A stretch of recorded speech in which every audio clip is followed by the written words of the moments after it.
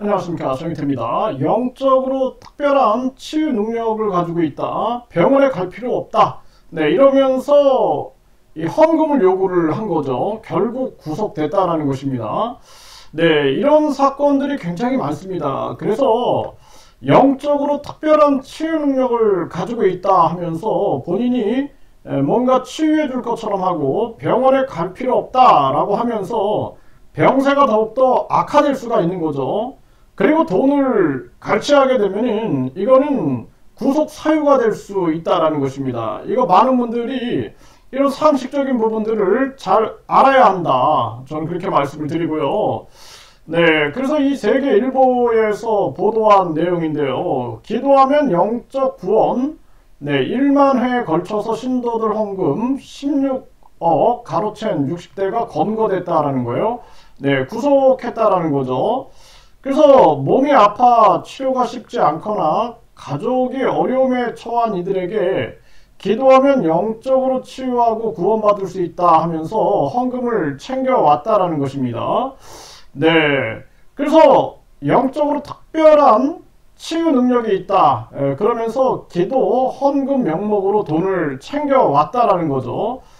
그래서 이 질병이나 이런 아픔 때문에 결국에는 지푸라기라도 잡고 싶은 심정으로 이 헌금을 전달했다라는 것입니다. 병원에 갈 필요 없이 영적으로 치료하면 나을 수 있다라고 금전을 요구했고, 도리어 병세가 악화돼 치료에 어려움을 겪는 상황이다. 네, 이렇게 전하고 있습니다. 피해자들의 심리나 상황을 교묘하게 조작해 지배력을 강화하는 행위인 가스라이팅으로 이런 행위를 일삼았다라는 것입니다. 네, 이거 굉장히 유사하죠. 네, 이런 부분들이 유사합니다. 그런데 지금 이 구속된 이자는 신자들이 영적 치유에 도움을 받은 데 대해 답례로 자발적으로 헌금을 낸 것일 뿐 강요하지 않았다. 네, 헌금은 주위에 어려운 이들을 돕는데 사용했다. 이렇게 진술을 했다라는 것입니다. 그런데 이런 피해가 굉장히 많기 때문에 수사를 확대할 거다. 경찰은 이렇게 밝혔는데요. 네, 이런 부분들이 우리 사회에 이제 종교 범죄 문제가 심각해져 가고 있는 거죠. 종교 범죄, 종교 피해, 종교 사기 문제가 심각해져 가고 있는 것입니다. 그래서 이런 부분에 대해서 상식적으로 알고 있어야 된다는 거예요. 영적으로 내가 특별한 치유 능력이 있다. 또 나는 우주만물 창조신이다. 뭐 나는 예를 들어서 재림 예수다. 뭐 이런 식으로 신격화를 시키고 가스라이팅을 한 다음에 각종 치유를 하는 것처럼 해가지고 돈을 갈취해 나간다. 이거 종교 사기죄로 처벌받을 수가 있게 되는 것이죠. 종교를 빙자해서 사기를 치게 되는 거죠. 이런 사건들이 계속 일어나고 있는 것입니다. 그래서 지금 이런 시점에 종교 범죄 이 문제를 다루는 그러한 단체들이 많아져야 된다. 그렇지 않으면은 피해자들은 급증할 수밖에 없는 거죠.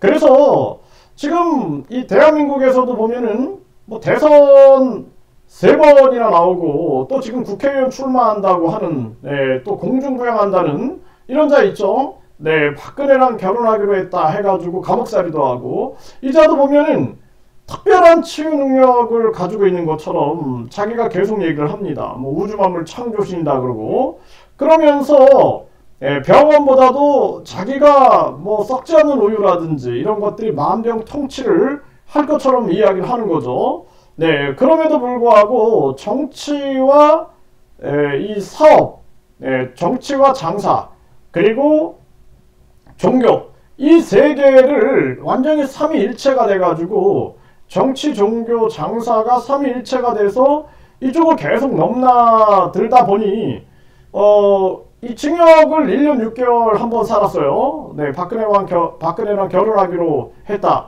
이 거짓말하고 부시 이 만찬에 한국 대표로 참여했다. 근데 당시에도 이 박근혜라는 강력한 권력자가 이 고소를 한 거죠. 네, 그렇기 때문에 처벌을 받지 않았는가. 근데 그 이후에 보면은 뭐 교통 관련해 가지고 뭐 1,000만 원 이상이 넘는 벌금형에 처해지는 그러한 정가를 남겼는데 그 이후에는 이 구속이 잘 안 되고 있는 거죠. 네, 또 박정희 비선이었다, 이병철 양자였다 이렇게 했는데 이번에도 징역 2년에 집행유예 3년.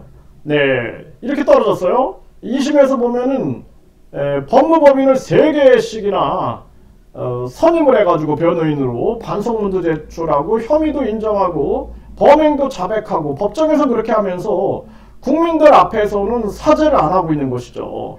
네, 그리고 나서는 또 국회의원 출마하겠다 이러고 있는 거예요.